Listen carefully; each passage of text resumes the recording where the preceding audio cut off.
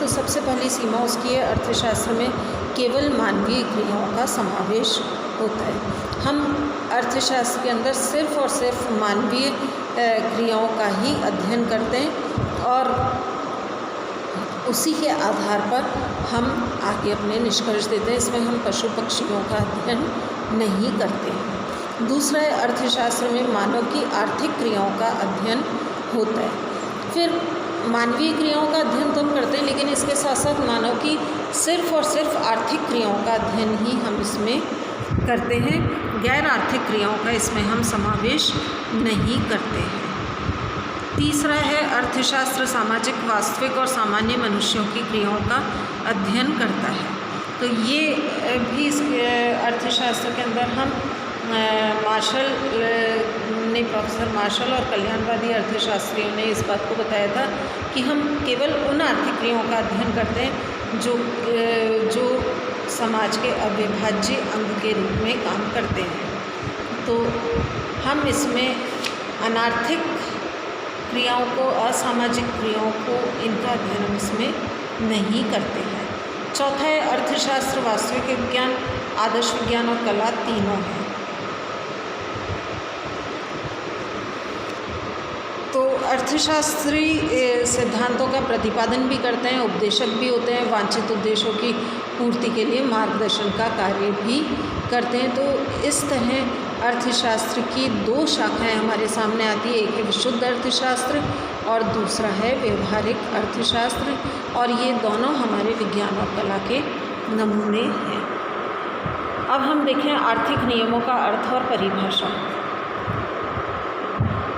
अर्थशास्त्र एक विज्ञान है और अर्थशास्त्र के अपने कुछ नियम भी हैं जो कि आर्थिक घटनाओं के कारण और परिणाम के बीच संबंध स्थापित करते हैं। ये आर्थिक प्रवृत्तियों के सामान्य कथन की तरह होते हैं। जैसे मांग का नियम, वो ये बताता है कि मूल्य बढ़ेगा तो मांग में मांगी गई मात्रा में कमी आएगी। तो अर्थशास्त्र के नियम आर्थिक घटनाओं या आर्थिक परिस्थितियों के कारण और परिणाम के पारस्परिक और सापेक्षिक संबंध का उल्लेख करने वाले सामान्य कथन होते हैं।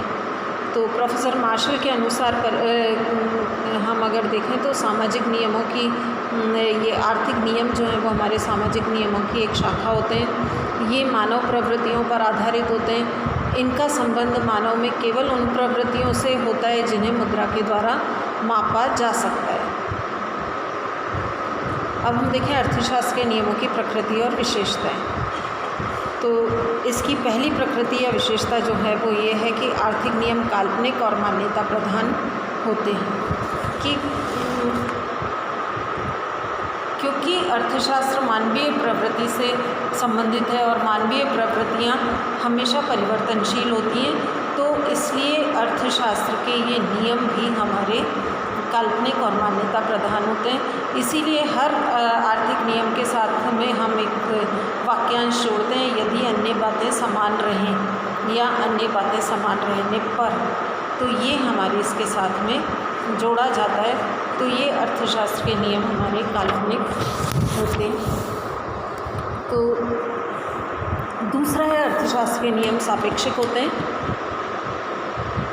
अर्थशास्त्र के नियमों को हम दो वर्गों में विभाजित कर सकते हैं। एक है सार्वभौमिक नियम, जो कि सभी जगह सभी व्यक्तियों पर सही उतरते हैं, जैसे मांग और पूर्ति के नियम, उपभोग का नियम, ग्रेशम का नियम, ये हमारे सार्वभौमिक नियम हैं। दूसरा है सापेक्षिक नियम। सापेक्षिक नियम वो होते हैं जो कि स्थान, समय, परिस्थिति इनके अनुसार परिवर्तनशील हो जाते हैं। जैसे माल्थस का नियम, ये विकसित राष्ट्रों के ऊपर लागू नहीं होता, जबकि पिछड़े देशों में ये नियम अभी भी लागू है।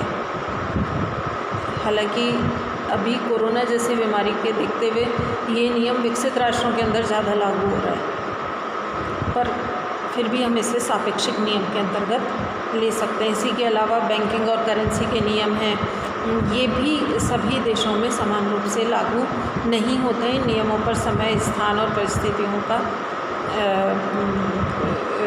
प्रभाव पड़ता है। तीसरा है अर्थशास्त्र के नियम आर्थिक प्रवृत्तियों के केवल कथन मात्र होते हैं और वे कम निश्चित होते हैं। ये जो अर्थशास्त्र के नियम हैं, ये हमारे आर्थिक प्राकृतिक नियमों की अपेक्षा कम निश्चित होते हैं। ये जैसे रसायन शास्त्र का नियम है कि 1 भाग ऑक्सीजन और 2 भाग हाइड्रोजन के हम अगर एक निश्चित तापमान के ऊपर मिलाएंगे तो पानी बन जाएगा। तो ऐसी निश्चितता हमारे आर्थिक नियमों में नहीं है। एक नियम ये है अर्थशास्त्र का कि मनुष्य सदैव सस्ता माल खरीदता है। सदैव या सभी व्यक्तियों के साथ ऐसा नहीं होता है। जो देशभक्त है वो महंगा माल भी देश का अगर बना हुआ है तो उसे खरीदेगा, और जो देशभक्त नहीं है वो बाहर से भी महंगा माल खरीद लेगा। तो ये बहुत निश्चित नहीं होते हैं। चौथा है अर्थशास्त्र के नियमों में प्राकृतिक नियमों के समान परिमाणात्मक शुद्धता नहीं होती है। जिस तरह से यह है कि किसी भी चीज़ को ऊपर से फेंका जाएगा तो वो ज़मीन पर आकर गिरेगी, गुरुत्वाकर्षण का नियम है, वो जितना शुद्ध है या परिमाणात्मक रूप से जितना सही है उतना सही हमारे अर्थशास्त्र के नियम नहीं हो सकते हैं। अर्थशास्त्र के नियम गुणात्मक होते हैं, ये परिमाणात्मक नहीं होते हैं। आर्थिक नियमों और प्राकृतिक नियमों में इन भिन्नताओं के कारण क्या हैं? तो सबसे पहला कारण इसका ये है कि अर्थशास्त्र सजीव और चंचल मानव व्यवहार का अध्ययन करता है, जबकि प्राकृतिक विज्ञानों का अध्ययन सामग्रिक जड़ पदार्थ और निर्जीव प्राकृतिक साधन है। और क्योंकि मनुष्य स्वभाव से चंचल होता है और मनुष्य में सोचने विचारने की क्षमता होती है, इसलिए ये नियम हमारे इतने निश्चित नहीं होते हैं। जबकि जड़ पदार्थ या निर्जीव वस्तु का अध्ययन अगर हम करेंगे तो उस पर हमेशा हर जगह समान रूप से ही उसके परिणाम हमें देखने